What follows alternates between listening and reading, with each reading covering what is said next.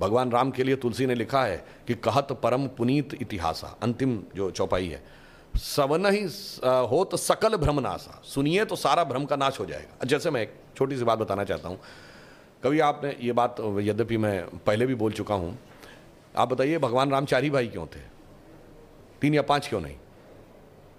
और अगर 4 भाई थे तो लक्ष्मण ही क्यों राम के साथ जाएंगे वन में, और भरत ही खड़ाऊ रख के शासन क्यों करेंगे, और शत्रुघ्न ही अयोध्या में क्यों रहेंगे?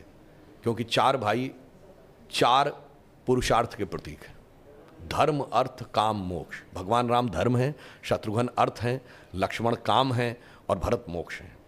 अब देखिए साहब, धर्म के साथ काम यानी कामना यानी इच्छा सदैव संयुक्त रहनी चाहिए, इसलिए लक्ष्मण सदैव साथ में रहेंगे।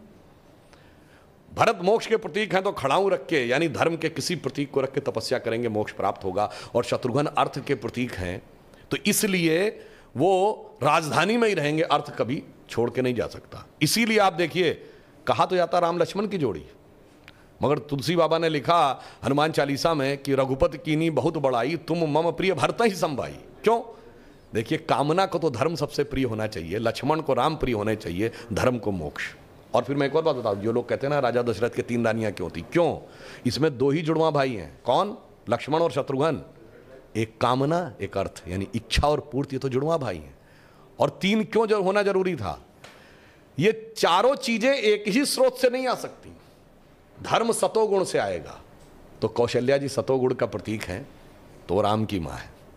अर्थ और काम रजोगुण से आएगा तो सुमित्रा जी रजोगुण का प्रतीक हैं, तो उनसे काम और अर्थ उत्पन्न होगा।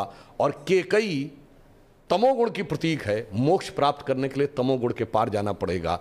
इसलिए महाराज दशरथ की 3 ही रानियां हैं, 2 या 4 नहीं। और फिर यहां पे मैं ये भी कह दूं, मतलब इसको कोई अन्यथा न ले, मैं मतलब ये नहीं कह रहा हूं, इसमें सबसे सुंदर कौन था?